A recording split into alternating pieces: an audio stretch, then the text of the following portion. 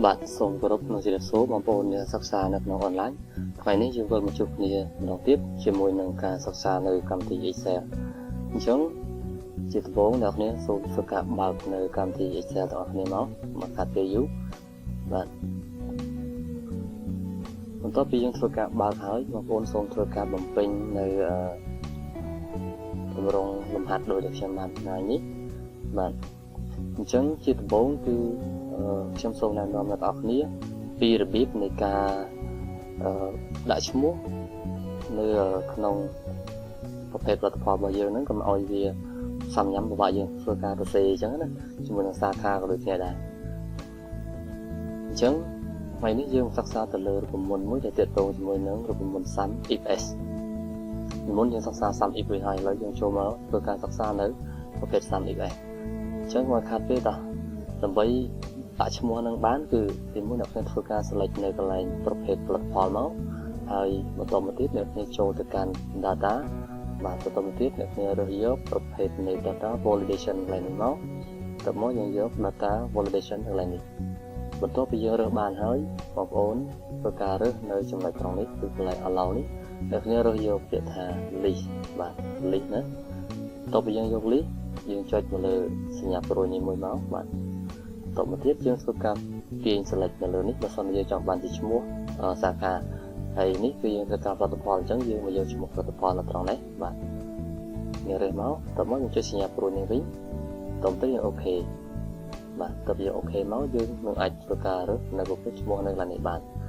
ចំណុចទី2អ្នកគ្នាទៅធ្វើការរើសនៅប្រភេទសាខាដូចគ្នាគឺយើងចូលទៅកាន់ data ដដែល validation នឹងដដែលហើយតមកយើងយក data validation នឹងដដែលទៀត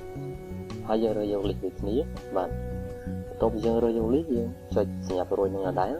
បន្ទាប់មកយើងធ្វើការរើសនៅប្រភេទឈ្មោះសាខានឹងយើង select ទាំងអស់ចឹងទៅហើយយើងចុចសញ្ញាព្រួយមកវិញហើយយើងអូខេបន្ទាប់មកកន្លែងនេះគឺមានរបាសម្រាប់ធ្វើការរើសឈ្មោះហើយអូខេអញ្ចឹងយើងបានជោគជ័យបន្ទាប់មកទៀតយើងនឹងធ្វើការរកនៅតម្លៃសរុបរបស់ចំនួនផលិតផលនៅតាមសាខាទាំងអស់អញ្ចឹងរូបមន្ត sum if គឺគេប្រើដើម្បីធ្វើការរើសនៅប្រភេទទិន្នន័យដែលមានច្រើន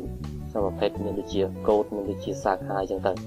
អូខេអញ្ចឹងខ្ញុំឧទាហរណ៍តែពីរទេអញ្ចឹងទី1គឺអ្នកគ្នាវាយស្មើឲ្យ sum if s sum if s ណាបើកចោលហើយបន្តមកទៀតចំណុចដែលយើងត្រូវធ្វើគឺនៅកន្លែង sum rank បាទ sum rank នេះគឺសំដៅទៅលើការ select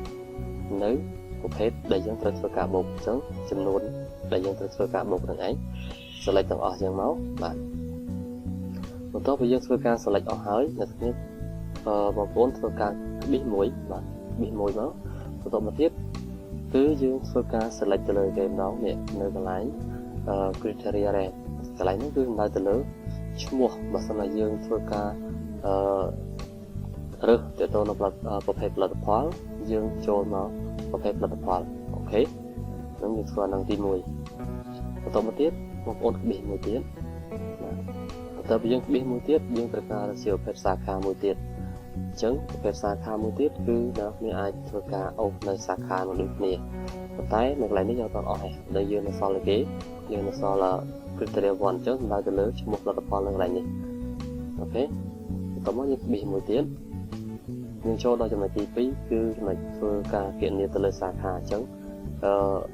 អ្នកគ្នាធ្វើការ select មកលើឈ្មោះសាខាទាំងអស់បែបនេះមកបាទបន្តមកទៀតបងប្អូនប៊ីសមួយទៀតហើយធ្វើការចុចទៅលើសាខានៅកន្លែងនេះបាទបន្ទាប់ពីយើងចុចអស់ហើយ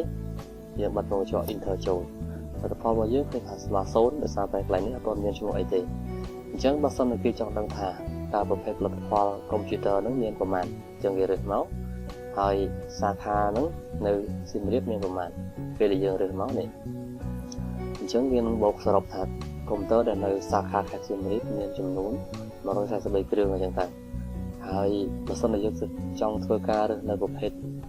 ផ្សេងទៀតឧទាហរណ៍ថា monitor មាននៅសាខាសៀមរាបអត់អញ្ចឹងយើងរើសមកមានន័យថា0អត់មានទេហើយ monitor វានៅខាងបន្ទាយមានជ័យអញ្ចឹងយើងបន្ទាយមានជ័យមកយើងនៅឃើញចំនួនថា monitor សរុបមាន12ដែលនៅបន្ទាយមានជ័យអញ្ចឹងណា អូខេអញ្ចឹងនេះគឺជារបៀបនៃការប្រើប្រាស់នៅរូបមន្ត SumIf អរគុណច្រើនយើងនឹងជួបគ្នានៅវីដេអូក្រោយអ្នកចម្ងល់អាចធ្វើការ comment នៅខាងក្រោមវីដេអូបាន